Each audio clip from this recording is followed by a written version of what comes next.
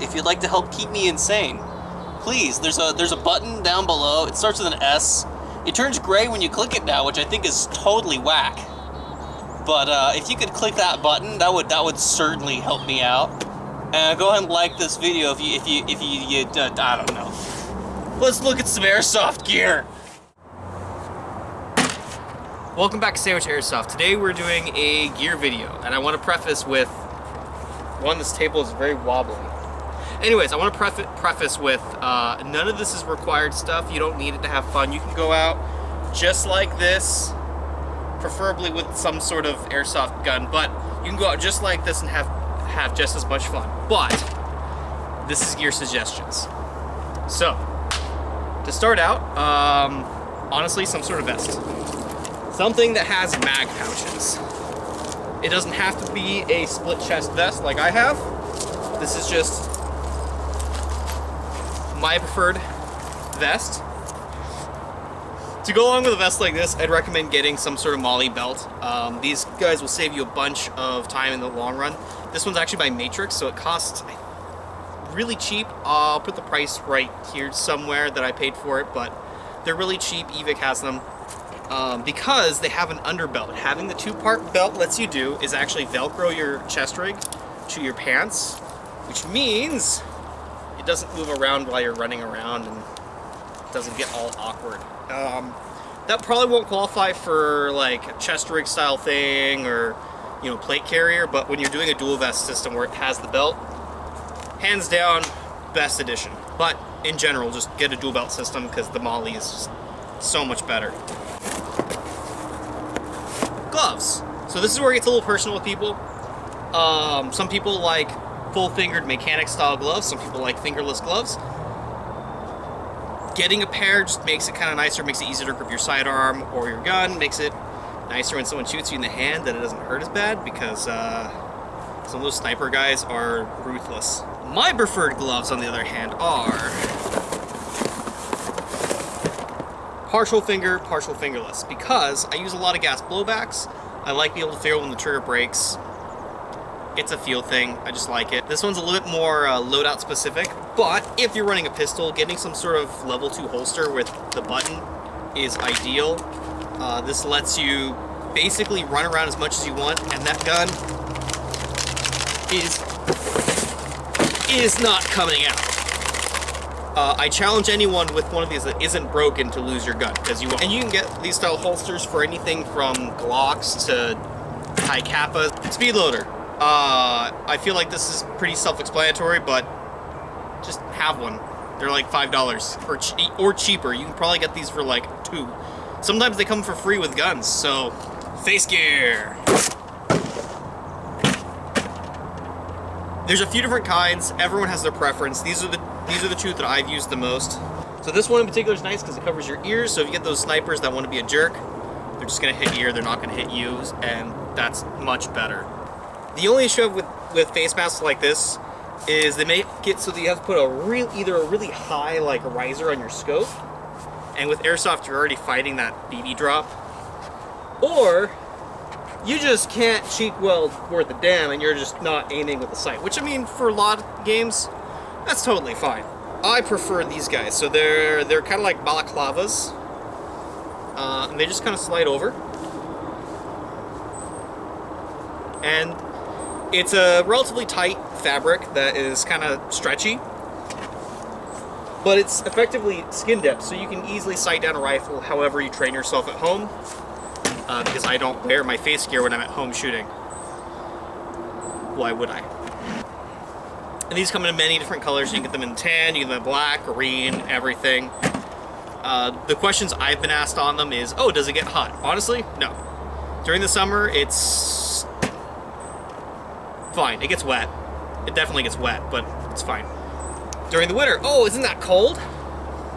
Not really. It holds in the heat a little bit, just enough that you don't get super hot, but again, you don't get cold. And then the other question is, oh, what if you get shot in the ear? Well, it's fabric, so it absorbs a lot of it, and honestly, I don't notice it. So, I mean, I know when I get shot, but it's not like it hurts, so yeah. Safety glasses.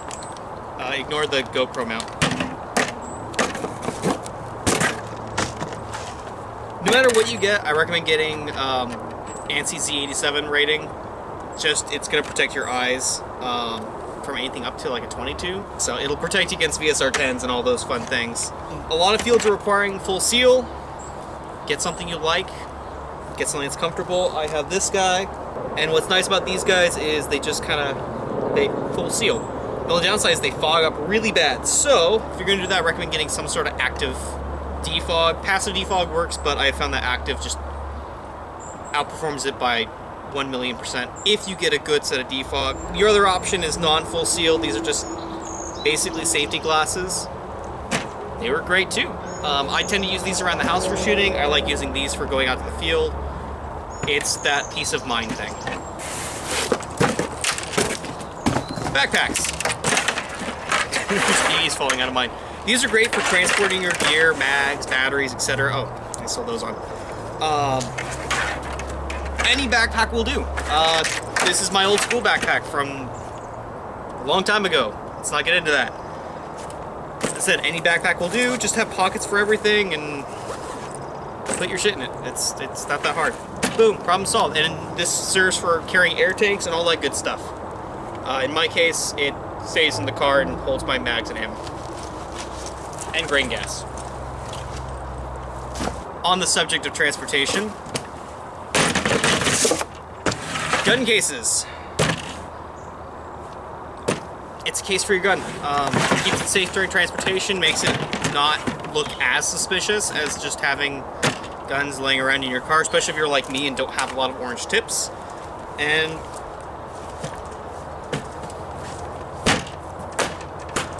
you can get these for pretty cheap. You know, I use Apache cases because I live near Harbor Freight.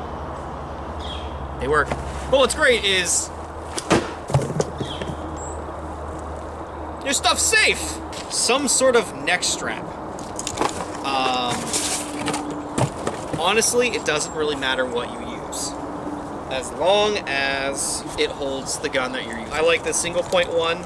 I find it convenient for me because I can drop my gun, draw my pistol, go back to my rifle. Super simple, super easy. Yeah, they're cheap. You can get them for as little as free because sometimes they come with guns for free. The next one is a little bit more gear specific. As you may have noticed, I like gas blowbacks and I live a place where it snows. So, hand warmers. They're like 25 to 50 cents each. All you have to do is open it, shake it around a bunch, and then just drop it in a mag pouch. And that's enough to keep your mags warm. And this last one is extremely game specific. But also, if you're doing milsims, it's nice. Some sort of cheap, outdoorsy watch. I got this at Value Village for like, I think a couple bucks. It's Velcro. It's waterproof. These are great for objective style games where, you know, you're doing Capture the Flag or King of the Hill or the Castle, or you just need a respawn timer for 5 minutes. But get something cheap, get something that if it breaks you don't care. If you can find something cheap that's also good, again, Value Village, because this thing is pretty fantastic, and that's really all you need for a watch. Thanks for sticking around for that video. If you liked it, please, you know, do all the fun stuff down there below. This is so uncomfortable. Anyways, I'll be streaming on Twitch probably the same day I launch this video, but if you're interested, the schedule will be on Twitch. Please come follow me there. Subscribe to me here, which would be super helpful. Sandwich Builds is the other channel. I don't think there's a video up on there yet since the last one, but go watch the mug video. I'm sure you haven't seen it yet. And I will see all of you in the next video with less shit on my head. Have a good one, guys. Bye-bye.